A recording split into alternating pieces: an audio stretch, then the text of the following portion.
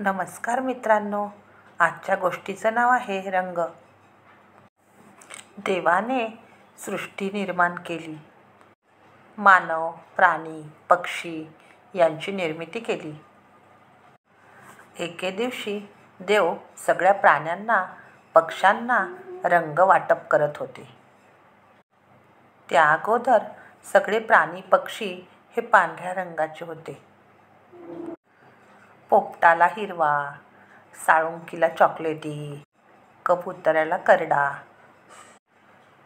चिमणीला राखाडी असे प्रत्येकाला वेगळे वेगळे रंग वाटप देव करत होता.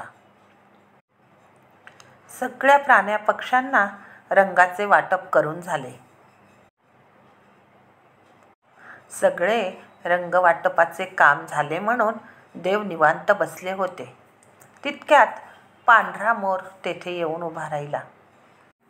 मोर म्हणाला, देवा, तुम्ही सगळ्यांना रंगाचे वाटप केले, मला मात्र काहीच रंग दिला नाही.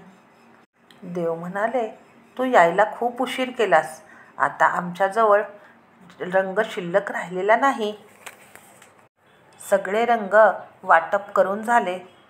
मग मोर म्हणाला, देवा, हा माझ्यावरती अन्याय होतोय.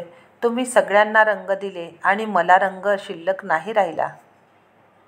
मग देवाच्याही लक्षात आले, फक्त मोरावरतीच अन्याय होईल.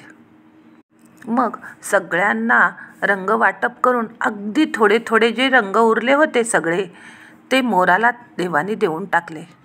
म्हणून मोर सगळ्या रंगाने रंगीत झाला आणि सुंदरही झाला. धन्यवाद. सबस्क्राईब करा आणि लाईक करा.